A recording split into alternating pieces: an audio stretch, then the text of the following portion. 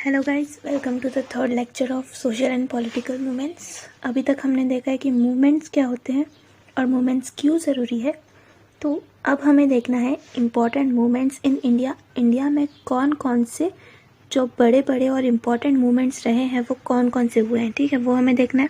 तो यहाँ पे कुछ मूवमेंट्स दिए गए हैं, जैसे ट्राइबल मूवमेंट है, वुमेंस मूवमेंट है, फार्मर्स मूवमेंट है। तो इस पर डिफरेंट क्वेश्चंस भी बन सकते हैं, ठीक है। तो फर्स्ट देखते हैं हम tribal movement. In the pre independence period British government deprived tribal people of their right to livelihood on forest resources. तो ट्राइबल मूवमेंट हम देख रहे हैं, बट ट्राइबल मतलब क्या होता है? तो ट्राइबल मतलब होता है ट्राइब्स, जो भी ट्राइब्स के लोग होते हैं, जैसे कि जो फॉरेस्ट में लोग रहते हैं, है ना। हम तो यहाँ पे सिटीज़ में रहते हैं तो हमें फॉरेस्ट से इतना ज़्यादा फ़र्क नहीं पड़ता, बट कुछ लोग ऐसे भी हैं जो फॉरेस्ट को ही अपना घर मानते हैं, जो फॉरेस्ट में रहते हैं, जैसे कि आदिवासी लोग हो गए, है ना। वैसे ही बहुत सारी अलग अलग ट्राइब्स होती हैं, उन्हें ट्राइब्स कहा जाता है, उनके ग्रुप्स को। तो ऐसी अलग अलग ट्राइब्स होती हैं जो जंगलों में रहती हैं। अब अगर वो जंगल में रह रहे हैं, फॉरेस्ट में रह रहे हैं, तो उनका जो भी जीने के लिए ज़रूरी नीड्स हैं वो कहाँ पे डिपेंड करेंगी? वो जंगल पे ही डिपेंड करेंगी। अगर उन्हें एग्रीकल्चर करना है तो भी वो जंगल में ही करेंगे, जंगल के लैंड पे, है ना। उनके सारी चीज़ों के लिए, सारी बेसिक नीड्स के लिए उन्हें डिपेंड होना पड़ता है जंगलों पर। बट हुआ क्या कि जब ब्रिटिशर्स का रूल था तो ब्रिटिशर्स ने क्या किया, ये जो सारे ट्राइबल पीपल थे इनको बोल दिया कि अब आप जंगलों का यूज़ नहीं कर सकते। जो फॉरेस्ट के रिसोर्सेज हैं, जो भी मेडिसिन्स वगैरह या गोंद वगैरह या फिर जो जंगलों से शहद मिलता है, ये सारी जो चीज़ें हैं ये अब हम अपने लिए यूज़ करेंगे, अपने ट्रेड को बढ़ाने के लिए। और जो ट्राइबल लोग हैं वो जंगलों के रिसोर्सेज का यूज़ नहीं कर सकते। ऐसा ब्रिटिशर्स ने एक लॉ बना दिया। तो इसकी वजह से क्या हुआ, जो ट्राइबल पीपल थे, ट्राइब्स के जो लोग थे, उनमें गुस्सा फैल गया कि ये तो हम लोग सालों से जंगलों पर डिपेंडेंट हैं और ये ब्रिटिशर्स अचानक आके हमें ऐसा कैसे बोल सकते हैं, है ना। तो इसी के अगेंस्ट में ट्राइब के लोगों ने क्या किया, ट्राइबल मूवमेंट किया। अब there was a tribal uprising in कोलम from Chota Nagpur. There was a tribal uprising in Kollam from Chota Nagpur, Gond from Orissa, Koli, Bhila and Ramoshi from Maharashtra, Santhal and Munda from Bihar. तो ये सारे tribes के नाम हैं जिन्होंने मिलकर ट्राइबल मूवमेंट किया था। और ये कोलम, ठीक है, ये छोटा नागपुर के रीजन में या कर्नाटक के रीजन में ये ट्राइब है कोलम। गोंड जो है वो ओडिशा की एक ट्राइब है। कोली, भीला एंड रामोशी ये महाराष्ट्र की कुछ ट्राइब्स हैं। फिर है सांथल एंड मुंडा, ये जो ट्राइब्स है ये बिहार के ट्राइब्स हैं। तो इन लोगों ने मिलकर ट्राइबल मूवमेंट किया था। The tribal struggle has continued since those year. तो तब से, जब से ब्रिटिशर्स ने ऐसे लॉ बनाए हैं कि फॉरेस्ट के जो रिसोर्सेज हैं उस पर अब ट्राइबल लोगों का अधिकार नहीं रहेगा, तब से ट्राइबल मूवमेंट शुरू है। Tribals in India face several problems. India में जो ट्राइबल लोग हैं उन्होंने बहुत सारी प्रॉब्लम्स को फेस किया है। One major problem is that they are denied right over forest. और यही सबसे बड़ी उनकी प्रॉब्लम रही है ब्रिटिशर्स के टाइम पे कि उनको फॉरेस्ट के ऊपर राइट नहीं दिया गया है। वो लोग फॉरेस्ट में तो रहते हैं बट फॉरेस्ट के जो भी रिसोर्सेज हैं उसको यूज़ करने की उनको परमिशन नहीं दी गई है। Main demand of tribal movement is to accept their right over forest. और ये जो राइट ओवर फॉरेस्ट है ट्राइबल लोगों का, इसको गवर्नमेंट ने एक्सेप्ट अब तक नहीं किया है।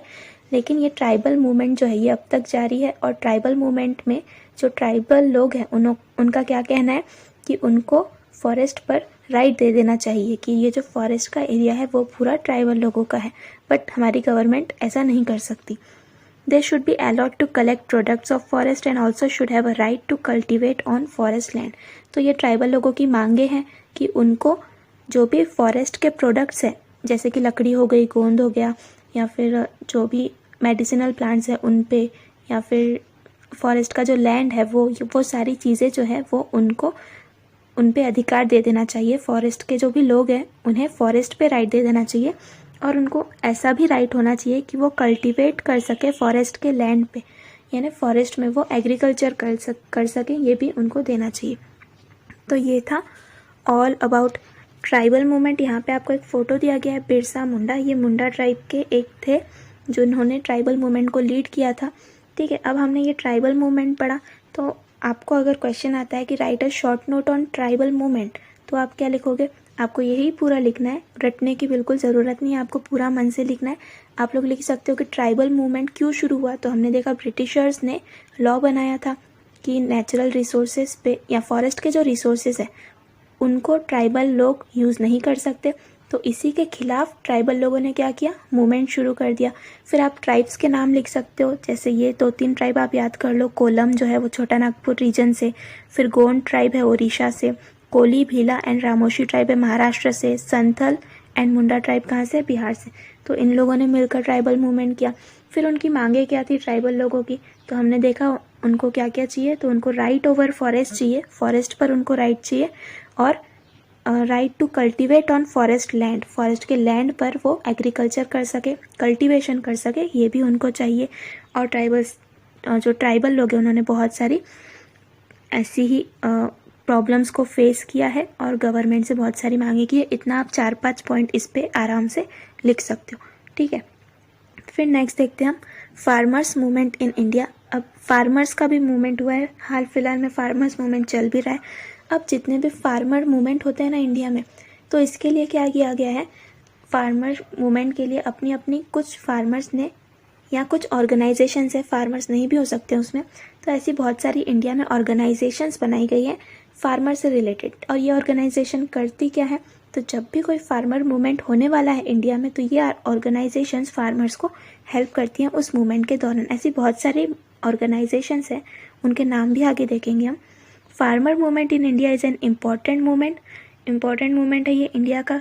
क्यों इम्पॉर्टेंट मूवमेंट होगा, क्योंकि इंडिया में एग्रीकल्चर जो है वो सबसे ज़्यादा मात्रा में या सबसे ज़्यादा अमाउंट में पाया जाता है ना। अगर सबसे ज़्यादा कोई ऑक्यूपेशन चलता है इंडिया में तो वो है एग्रीकल्चर, इसीलिए फार्मर्स से रिलेटेड जो मूवमेंट है वो बहुत ज़्यादा इम्पॉर्टेंट यहाँ पे बन जाती है। During the British period farmers started getting organized due to anti-agricultural policies of the British colonial government।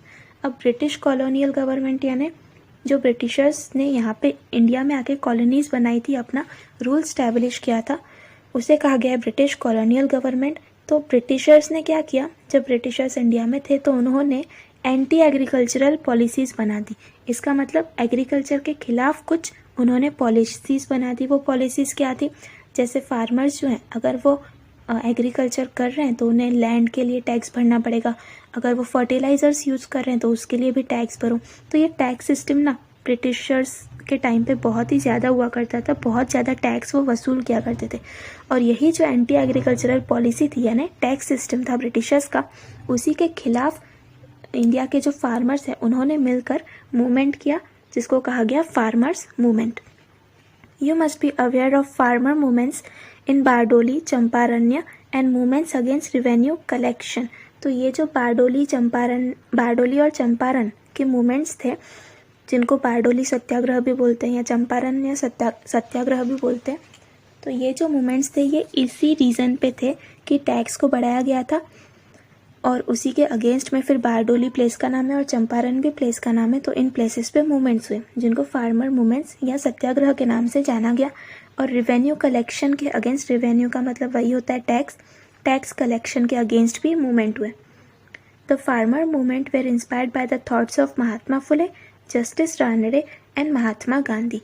तो फार्मर मूवमेंट जो था उसके जो लीडर्स थे वो आप मान सकते हो ये थे महात्मा फुले, जस्टिस रानडे और महात्मा गांधी। इन्हीं के थॉट्स से ये मूवमेंट इंस्पायर था। इन्होंने ही कहा था कि ये जो टैक्स का सिस्टम है ये बिल्कुल गलत है और इसको पूरी तरह से ब्रिटिशर्स ने बंद कर देना चाहिए। Due to some reforms in agriculture, tenancy laws relating to titling of the land etcetera, farmers movement slowed down. अब ब्रिटिशर्स ने देखा कि फार्मर्स जो है वो बहुत ज़्यादा मूवमेंट कर रहे हैं, बहुत ज़्यादा विद्रोह कर रहे हैं, इसीलिए ब्रिटिशर्स ने क्या किया, इस मूवमेंट को शांत करने के लिए कुछ लॉज बना दिए फिर से। ठीक है, पहले तो वो टैक्स के लॉज बनाए थे, ब्रिटिशर्स ने क्या किया, टैक्स के लॉज बनाए, इसके खिलाफ फार्मर्स ने आके मूवमेंट किया। अब ये मूवमेंट देख के ब्रिटिशर्स घबरा गए। ब्रिटिशर्स ने क्या किया, फिर से कुछ लॉज बना दिए ताकि ये जो मूवमेंट है, ये जो फार्मर्स है वो थोड़े से शांत हो जाए। अब ये ब्रिटिशर्स ने लॉज कौन से बनाए, पहला तो टेनेंसी लॉज। टेनेंसी मतलब जो भी लैंड यूज़ कर रहे हैं फार्मर्स, उसका किराया फार्मर्स को देना पड़ता था, है ना। जो पुअर फार्मर्स थे बेसिकली वो, क्योंकि अगर पुअर फार्मर्स है तो उनके पास खुद का लैंड होता नहीं था, तो वो लोग क्या करते थे, किराए पर लैंड लेते थे और उस पर फिर एग्रीकल्चर करते थे। तो उससे रिलेटेड कुछ ब्रिटिशर्स ने लॉज बना दिए, किराए से रिलेटेड लाइक टैक्स वगैरह थोड़ा सा कम कर दिया, तो उसे टीनेंसी लॉज कहा गया। फिर laws relating to titling of the land, land को टाइटल करने के लिए, यानी कि लैंड किसके नाम पर है। ऐसा होता था पहले कि अगर लैंड है कोई भी, उस पर हम जाके एग्रीकल्चर करते हैं और बहुत सालों तक अगर हम एग्रीकल्चर कर रहे हैं तो वो जो लैंड है वो हमारा हो जाएगा, ठीक है। तो उस लैंड पर हमारा नाम आ जाएगा, उस लैंड को हमारा टाइटल मिल जाएगा। ये था टाइटलिंग ऑफ लैंड से रिलेटेड कुछ लॉज। तो ब्रिटिशर्स ने ऐसे ही कुछ लॉज बना दिए ताकि फार्मर मूवमेंट्स जो है वो थोड़ा सा कम हो जाए, और हुआ भी, फार्मर मूवमेंट जो था वो स्लो डाउन हो गया, कम हो गया। After the green revolution farmer movement become more active and effective. तो ग्रीन रिवॉल्यूशन के बाद जो है फार्मर मूवमेंट और भी ज़्यादा बढ़ने लगा। अब ऐसा क्यों हुआ? ग्रीन रिवॉल्यूशन आपको पता होगा, इंडिया में, पाकिस्तान में, मैक्सिको में और भी बहुत सारी कंट्रीज़ में क्या हो गया था, अकाल पड़ गया था पूरे वर्ल्ड में, ठीक है। फिर तब ये ग्रीन रिवॉल्यूशन हुआ था। ग्रीन रिवॉल्यूशन में क्या किया गया, जो गवर्नमेंट है अलग अलग देशों की, वो फार्मर्स तक पेस्टिसाइड्स या फर्टिलाइज़र्स पहुंचा रही थी ताकि एग्रीकल्चर जो है वो बढ़ सके। अब हर तरफ सूखा पड़ा हुआ था तो एग्रीकल्चर भी पूरी तरह से बंद हो चुका था, ठप हो चुका था। तो इसीलिए गवर्नमेंट ने क्या किया, अलग अलग पेस्टिसाइड्स या हाइब्रिड प्लांट्स जो होते हैं उनको फार्मर्स तक पहुंचाने की कोशिश की ताकि ये एग्रीकल्चर जो है वो बढ़ सके। लेकिन ये जो ग्रीन रिवॉल्यूशन था, इसमें गवर्नमेंट ने तो फार्मर्स को देने की कोशिश की, बट फार्मर्स जो थे, कुछ फार्मर्स तो एकदम से रिच थे, अमीर थे, और कुछ फार्मर्स जो थे वो पुअर थे। तो जो रिच फार्मर्स थे उन्होंने तो पेस्टिसाइड्स या फर्टिलाइजर्स या हाइब्रिड प्लांट्स उन सबको खरीद लिया, खरीद सकते थे वो, क्योंकि वो रिच थे। बट जो पुअर फार्मर्स थे वो ये सब अफोर्ड नहीं कर सकते थे। तो जो पुअर फार्मर्स थे उनको, उनके मन में और गुस्सा शुरू हो गया कि सब सारी चीज़ें जो है रिच के लिए हो रही हैं, हम जैसे लोगों के लिए कोई चीज़ें नहीं हो रही हैं। तो इसीलिए फार्मर मूवमेंट जो था वो और भी ज़्यादा बढ़ गया। और इंडिया की बात करें तो इंडिया में पॉवर्टी बहुत ज़्यादा है ना, गरीबी बहुत ज़्यादा है, इसीलिए पुअर फार्मर्स भी बहुत है। The Green Revolution aimed at increasing agricultural production and achieving self-sufficiency in food grains. It did not benefit the poor farmers. तो ग्रीन रिवॉल्यूशन जो था उसका मेन मकसद क्या था कि ये जो दुनिया में अकाल पड़ा हुआ है उसको हम ठीक कर सके, वापस से ग्रीनरी स्टैब्लिश कर सके। बट फिर भी जो पुअर फार्मर्स थे उनको इसका कोई भी प्रॉफिट नहीं हुआ। फार्मर्स वे are now divided into rich farmers and poor farmers. तो अब फार्मर्स डिवाइड हो गए थे। जो एग्रीकल्चरल प्रोडक्ट्स को, यानी कि जो भी फर्टिलाइजर्स वगैरह खरीद सकते थे उनको तो रिच फार्मर्स बोला गया, और जो नहीं खरीद पा रहे थे उनको पुअर फार्मर्स बोला गया। Dissatisfaction among the poor farmers led to the beginning of farmers movement. और यही जो पुअर फार्मर्स में डिससेटिस्फैक्शन था कि सारी पॉलिसी सिर्फ रिच फार्मर्स के लिए है, हमारे लिए नहीं है, तो यही डिससेटिस्फैक्शन की वजह से जो पुअर फार्मर्स था उन्होंने क्या किया, फार्मर मूवमेंट्स शुरू किया। तो ये हमने पढ़ा कि फार्मर मूवमेंट शुरू कैसे हुआ, है ना। तो इसका मेन रीज़न क्या होगा, ग्रीन रिवॉल्यूशन, उसी की वजह से फार्मर मूवमेंट जो था वो शुरू हुआ।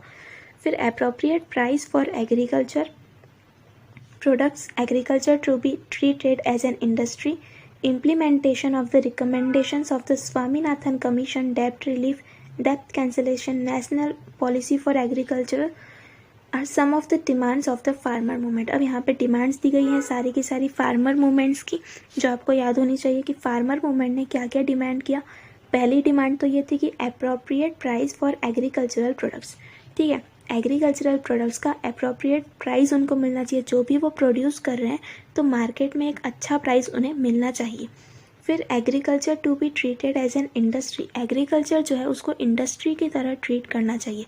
ऐसा नहीं है कि एग्रीकल्चर एक बहुत ही लो टाइप का बिजनेस माना जाए। अभी भी हम देखते हैं जो फार्मर्स वगैरह होते हैं उन्हें हम इतनी रिस्पेक्ट नहीं देते, बट उस टाइम पे एग्रीकल्चर जो था वो इंडिया का मेन ऑक्यूपेशन था। इसीलिए फार्मर्स ने डिमांड किया कि जो एग्रीकल्चर है उसको मेन इंडस्ट्री की तरह देखना चाहिए।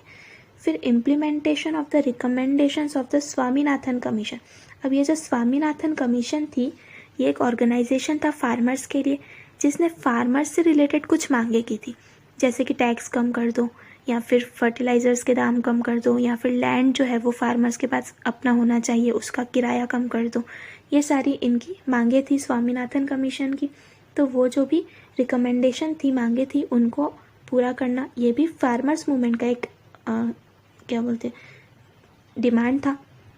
फिर डेप्ट रिलीफ, डेप्ट यानी कर्जा, जो भी कर्जा उन्होंने लिया है फार्मर्स ने, फार्मर्स क्या करते थे, अगर उनके पास रॉ मटेरियल खरीदने का पैसा नहीं है तो वो ब्याज कर्ज लिया करते थे या डेप्ट लिया करते थे गवर्नमेंट से। तो वो डेप्ट जो है माफ़ कर देना चाहिए या रिलीफ देना चाहिए, उसमें कुछ कम कर देना चाहिए, या डेप्ट को कैंसिल ही कर दो पूरी तरह से। नेशनल पॉलिसी फॉर एग्रीकल्चर, और एग्रीकल्चर के लिए एक नेशनल पॉलिसी बनाई जानी चाहिए जिसमें फार्मर से रिलेटेड कुछ लॉज होने चाहिए। ठीक है, तो ये सारी जो है ये मांगे थी किसकी, फार्मर्स मूवमेंट की। फिर है शेतकरी संगठन, भारतीय किसान union, all Indian Kisan Sabha are some of the important farmer organization in India. तो ये कुछ ऑर्गेनाइजेशंस हैं जो किसानों के यानी कि फार्मर्स की मदद करते हैं जब भी ऐसा कोई मूवमेंट होता है। शेतकरी संगठन महाराष्ट्र का ऑर्गेनाइजेशन है, भारतीय किसान यूनियन, ठीक है, ये भी एक फार्मर्स ऑर्गेनाइजेशन है, इंडिया ऑल इंडिया किसान सभा, ये कुछ फेमस ऑर्गेनाइजेशन है फार्मर्स से रिलेटेड। अब हमने यहाँ पे फार्मर्स मूवमेंट को कंप्लीट कर लिया। फिर से explain farmers movement in India, ऐसा क्वेश्चन आ सकता है। तो उसमें आप लोग क्या क्या लिख सकते हो, सबसे पहले तो आप लिख सकते हो कि फार्मर मूवमेंट जो है वो इम्पॉर्टेंट मूवमेंट है इंडिया में। रीज़न भी लिख सकते हो कि एग्रीकल्चर जो है वो मोस्ट पॉपुलर ऑक्यूपेशन है इंडिया का, है ना। फिर फार्मर मूवमेंट जो है वो शुरू क्यों हुआ, तो ब्रिटिशर्स ने एंटी एग्रीकल्चरल पॉलिसीज़ बनाई थी, एग्रीकल्चर के खिलाफ पॉलिसीज़ बनाई थी कुछ, जिसकी वजह से बहुत सारे फार्मर्स मूवमेंट शुरू हुए, जैसे कि बारडोली और चंपारण्य मूवमेंट्स, ये आप लिख सकते हो। फिर इसके लीडर्स कौन कौन थे, तो महात्मा फुले, जस्टिस रांडरे एंड महात्मा गांधी, ये इसके लीडर्स थे। फिर आप लिख सकते हो कि फार्मर मूवमेंट्स मेन शुरू क्यों हुआ, तो पहला तो हमने देखा फार्मर मूवमेंट शुरू क्यों हुआ, ब्रिटिशर्स की एंटी एग्रीकल्चरल पॉलिसीज़ की वजह से, ये एक रीज़न था। दूसरा रीज़न क्या है कि ग्रीन रिवॉल्यूशन, है ना, ग्रीन रिवॉल्यूशन हुआ तो पुअर फार्मर्स को कोई भी इससे प्रॉफिट नहीं हो रहा था, इसीलिए फार्मर मूवमेंट पर जोर पड़ा और भी बढ़ गया फार्मर मूवमेंट, है ना, डिससेटिस्फैक्शन हो गया पुअर फार्मर्स में। फिर आप लिख सकते हो कि जो फार्मर्स मूवमेंट है उसके डिमांड्स क्या क्या थे, तो ये सारे डिमांड्स थे, इनमें से 2-3 डिमांड्स करके एक्सेट्रा लिख सकते हो आप। ठीक है, फिर कुछ ऑर्गेनाइजेशंस हैं यहाँ पे 3, ये तीनों आपको याद कर लेने ऑर्गेनाइजेशंस। तो ऐसे आप 5-6 पॉइंट लिख सकते हो फार्मर्स मूवमेंट में।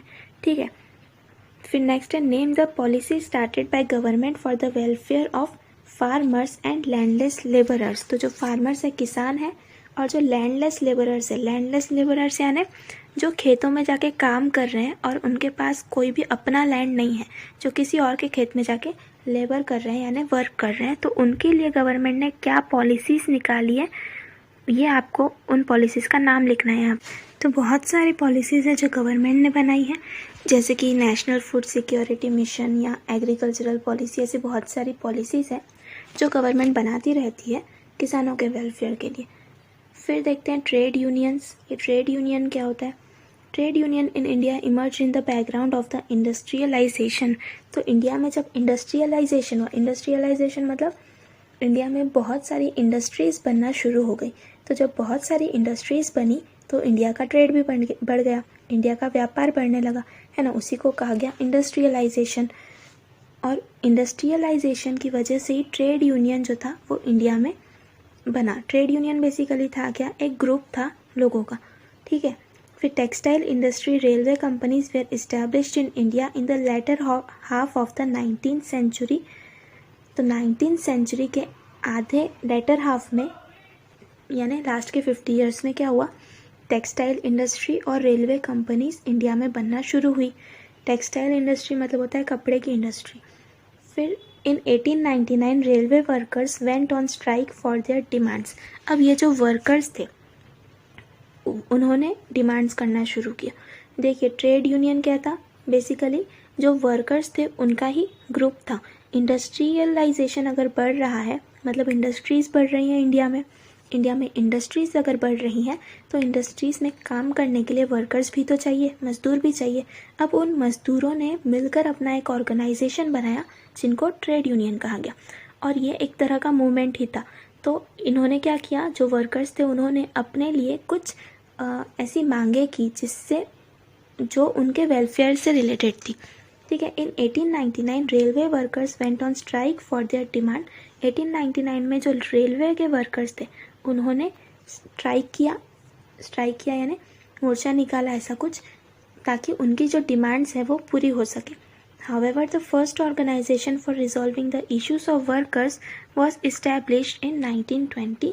जबकि पहला ऑर्गेनाइजेशन कब बनाया गया, 1920 में। वर्कर से रिलेटेड जो भी इश्यूज है उसके लिए एक ऑर्गेनाइजेशन बनाया गया 1920 में। जैसे हमने देखा फार्मर से रिलेटेड कुछ ऑर्गेनाइजेशंस थे जो फार्मर की हेल्प करते थे, वैसे ही इन वर्कर्स से रिलेटेड भी कुछ ऑर्गेनाइजेशंस थे जो इनकी हेल्प करेंगे वर्कर्स की। और वो कब बनाया गया ऐसा पहला ऑर्गेनाइजेशन, 1920 में, और उसका नाम क्या था। This organization is known as all India trade union Congress. ये इसका नाम था, all India trade union Congress. ठीक है। तो आपको ये याद रखना है कि इसकी जो स्टैब्लिशमेंट है वो 1920 में हुई थी। In the post independence period trade unions started working more effectively. तो पोस्ट इंडिपेंडेंस पीरियड जो था, पोस्ट इंडिपेंडेंस मतलब इंडिपेंडेंस के बाद का जो पीरियड था, तब ट्रेड यूनियन ने बहुत ही अच्छे से काम करना शुरू किया। In 1960 and 1970 trade union movement organize several agitations. 1960 और 1970 के टाइम में क्या हुआ, ये जो ट्रेड यूनियन मूवमेंट था इन्होंने मिलकर बहुत सारे एजिटेशंस लाए, यानी बहुत सारे बदलाव लाए, बहुत सारे अलग अलग प्लेसेस पे मूवमेंट्स किए। But from 1980 trade union movement started getting disintegrated. 1980 के बाद ये जो ट्रेड यूनियन मूवमेंट है वो डिसइंटीग्रेट होने लगा, यानी थोड़ा थोड़ा ख़त्म होने लगा। Globalization has affected the trade union movement to a great extent. Globalization मतलब क्या होता है, मान लीजिए इंडिया की जो गवर्नमेंट है, ग्लोबलाइजेशन मतलब मेनली ग्लोब, पूरा का पूरा ग्लोब यानी पूरा का पूरा अर्थ। हमारे अर्थ पे बहुत सारी अलग अलग कंट्रीज़ हैं, है ना। तो ये कंट्रीज़ की अलग अलग गवर्नमेंट है। अब ये गवर्नमेंट्स क्या करेंगी, आपस में कुछ ट्रेड वगैरह कर सकती है या आपस में कुछ ट्रीटीज़ बना सकती हैं। या अगर इंडस्ट्रीज़ है तो हम इंडिया से मेनली क्या करते हैं, बाहर अपनी चीज़ें एक्सपोर्ट करते हैं, बाहर की चीज़ें इंडिया में लाते हैं, मतलब आपस में हम ट्रेड कर रहे हैं। तो पूरा ग्लोब का इंटरेक्ट करना आपस में, उसी को कहा गया यहाँ पे ग्लोबलाइजेशन। तो ग्लोबलाइजेशन की वजह से भी ट्रेड यूनियन मूवमेंट पे बहुत ज़्यादा इफ़ेक्ट हुआ। अब जब ग्लोबलाइजेशन बढ़ गया तो क्या हुआ, ग्लोबलाइजेशन बढ़ा तो टेक्नोलॉजी का बहुत ज़्यादा यूज़ होने लगा। पहले जो काम वर्कर्स करते थे अब वो टेक्नोलॉजी की मदद से होने लगा, इसीलिए जो वर्कर्स थे उनकी सैलरी जो थी और रिड्यूस होने लगी। इसीलिए ट्रेड यूनियन मूवमेंट जो था उसको बहुत ज़्यादा अफेक्ट किया किसने, ग्लोबलाइजेशन ने। इससे ट्रेड यूनियन मूवमेंट जो था और ज़्यादा इंक्रीज़ हुआ और ज़्यादा बढ़ने लगा ये मूवमेंट। फिर India workers are facing different problems. Workers की प्रॉब्लम्स क्या क्या थी इंडिया में, किस वजह से इन्होंने मूवमेंट किया, तो वो प्रॉब्लम्स यहाँ पे दी हुई है। पहली है अनस्टेबल एम्प्लॉयमेंट कंडीशंस। तो जो इंडस्ट्री के मालिक हुआ करते थे वो क्या करते थे, एम्प्लॉयमेंट जो था वर्कर्स का फिक्स नहीं किया करते थे। कभी इनको कितनी सैलरी दी गई, कभी कम सैलरी दी गई, कभी कभी तो सैलरी दी ही नहीं जाती थी। तो ये इनकी अनस्टेबल एम्प्लॉयमेंट की प्रॉब्लम्स थी। फिर था कॉन्ट्रैक्ट लेबर। कई बार कॉन्ट्रैक्ट लेबर किया जाता था। कॉन्ट्रैक्ट लेबर मतलब होता है एक कॉन्ट्रैक्ट साइन करा लेते थे वर्कर से या लेबर से कि आप इतने सालों तक हमारे पास काम करोगे, उसके बाद की कोई गारंटी नहीं है, आप कहीं भी जा सकते हो। तो ये था कॉन्ट्रैक्ट लेबर। फिर फाइनेंशियल इनसिक्योरिटी थी इनके लिए। फाइनेंशियल इनसिक्योरिटी यानी पैसे से रिलेटेड इनके पास कोई भी सिक्योरिटी नहीं थी, है ना। कभी इनको सैलरी दी जाती थी, कभी नहीं दी जाती थी। फिर absence of legal protection for workers के लिए कोई भी लीगल प्रोटेक्शन नहीं था, क्योंकि वर्कर्स के लिए कोई लॉज नहीं थे, तो उनको लीगल यानी लॉ से रिलेटेड कोई प्रोटेक्शन था ही नहीं। फिर अनलिमिटेड वर्किंग आवर्स।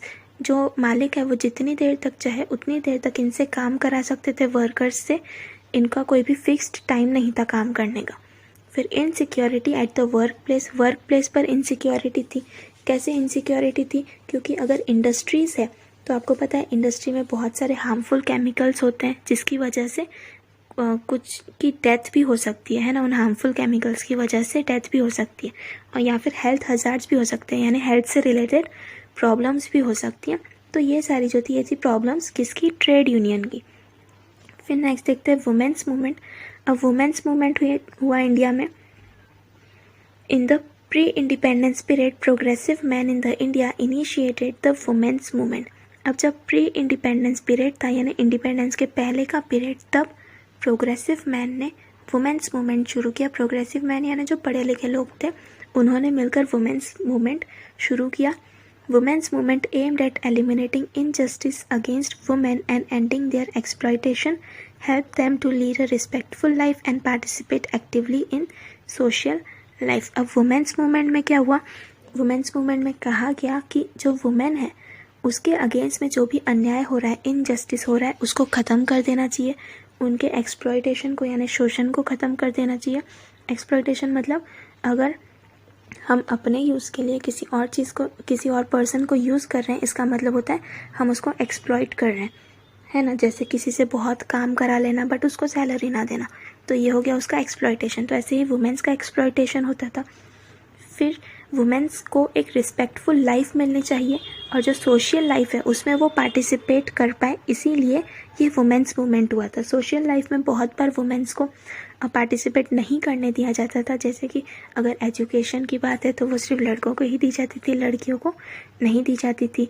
या फिर वोटिंग राइट की बात करें, वो भी सिर्फ मेन को हुआ करता था, फीमेल को कोई वोटिंग राइट नहीं हुआ करता था पहले। तो उसके खिलाफ जितने भी मूवमेंट्स हुए उनको कहा गया है वुमेन्स मूवमेंट। ठीक है। फिर है ईश्वर चंद्र विद्यासागर, राजा राम मोहन राय, महात्मा ज्योतिराव फुले, सावित्रीबाई फुले, महर्षि ढोंडो Keshav Karve and Pandita Ramabai Ranade took initiative in ending the practice of Sati and child marriages. तो यहाँ पे कुछ लीडर्स के नेम हैं, इन सब ने वुमेन्स मूवमेंट को लीड किया था, है ना। और इन्होंने किस लिए काम किया? तो चाइल्ड मैरिज को ख़त्म कर देना है। और जो सती प्रथा है, सती प्रथा क्या थी कि अगर कोई वुमेन का हस्बैंड है वो अगर मर जाता है तो वो जो वुमेन है उसको भी उसी के साथ जला दिया करते थे, जिंदा वो भी। ठीक है। तो ये सती प्रथा थी जिसको बंद करने के लिए इन्होंने बहुत ज़्यादा वर्क किया। फिर reform such as widow remarriage, women education and right to vote to women were possible due to the work of this reformist. तो ये जो रिफॉर्मिस्ट थे सारे, ये जो भी हमारे लीडर्स थे, इन्होंने विडो रीमैरेज पर भी काम किया। विडो रीमैरेज मतलब होता है कि अगर कोई फीमेल है, उसका जो भी हस्बैंड है उसकी डेथ हो जाती है, ठीक है, तो वो फिर से मैरिज कर सकती है, उसको कहा गया विडो रीमैरेज। बट ये जो राइट है ये पहले नहीं हुआ करता था और इसके खिलाफ फिर फाइट किया गया वुमेन्स मूवमेंट में। फिर वुमेन के एजुकेशन को लेकर फाइट किया गया। फिर after independence the constitution gave equal rights to women in all fields. In spite this women they are not treated equally in several fields. तो कॉन्स्टिट्यूशन ने वुमेन को हर तरफ इक्वल राइट्स दिया हुआ है सारी फील्ड्स में। देखिए कॉन्स्टिट्यूशन कब बना था? तो जब इंडिया को फ्रीडम मिला 1947 में, उसके बाद 1949 में कॉन्स्टिट्यूशन इनेक्ट किया गया था। ठीक है। बट कॉन्स्टिट्यूशन बनने के पहले यानी इंडिपेंडेंस के भी पहले वुमेन को ये सारे राइट नहीं थे। और फिर जब हमारा कॉन्स्टिट्यूशन बना तो फिर वुमेन्स को सारे इक्वल राइट्स दिए गए बाय द कॉन्स्टिट्यूशन, लॉज बनाए गए उस पर। In spite of this women they are not treated equally in several fields. अब कॉन्स्टिट्यूशन ने तो वुमेन को इक्वल राइट दे दिए, लेकिन फिर भी बहुत सारी फील्ड्स में इंडिया के अलग अलग रीजन्स में वुमेन्स को इक्वली ट्रीट नहीं किया जाता था। तब भी वुमेन्स के साथ अन्याय होता ही था और इसीलिए वुमेन्स मूवमेंट जो है वो अब तक शुरू है। During this period women's movement aimed at freedom of women. तो वुमेन मूवमेंट में क्या बताया गया कि वुमेन को फ्रीडम मिलना चाहिए। Movement demanded that the women should be treated as human beings. तो वुमेन्स को ह्यूमन बींग्स की तरह ट्रीट करना चाहिए। In the latter period, women participated to a great extent in the movements against corruption, caste discrimination, and religious extremism, which made them aware of injustice against their own selves. तो बाद में चल के क्या हुआ, women ने अलग अलग मूवमेंट्स में पार्टिसिपेट भी करना शुरू किया जब उनको राइट्स मिलने लगे। करप्शन के अगेंस्ट वो लड़ने लगे, कास्ट के बेस पे जो डिस्क्रिमिनेशन होता था उसके खिलाफ वो लड़ने लगे। रिलीजियस एक्सट्रीमिज़म यानी रिलीजन के बेस पे अगर वुमेन्स के साथ कोई अन्याय हो रहा है तो उसके विरोध में भी वो लड़ने लगे। ठीक है। फिर women started taking initiative in organizing against injustice, तो इनजस्टिस यानी अन्याय के खिलाफ ये खुद का वुमेन्स का ऑर्गेनाइजेशन बनाने लगे और फिर ये वुमेन ऑर्गेनाइजेशन क्या करता है, ऐसी वुमेन्स की हेल्प करता है जो इनके साथ भी अन्याय हुआ है। In India women's movement is not homogeneous in nature, however women's movement at various levels are taking up the issues like women's health, social security, financial independence and empowerment। अब इंडिया की बात करें तो वुमेन मूवमेंट होमोजीनियस नहीं है। Homogeneous मतलब क्या हुआ कि वुमेन मूवमेंट एक ही मुद्दे पर काम नहीं कर रहा है, यहाँ पे बहुत सारे वुमेन से रिलेटेड इश्यूज़ हैं जिस पर वुमेन्स का जो मूवमेंट है वो हो रहा है। इश्यूज़ भी दिए गए हैं यहाँ पे, जैसे वुमेन की हेल्थ को लेकर, फिर सोशल सिक्योरिटी होनी चाहिए उनको, है ना, हम कहीं पे भी जाते हैं तो सेफ फील करना चाहिए वुमेन ने। फिर फाइनेंशियल इंडिपेंडेंस होनी चाहिए उनकी, यानी उनको जॉब्स देना चाहिए, एम्पावरमेंट होनी चाहिए वुमेन्स को। ऐसे ही एजुकेशन से रिलेटेड या बाकी की जो फैसिलिटीज़ है उसमें इनको एम्पावरमेंट करना चाहिए वुमेन्स को।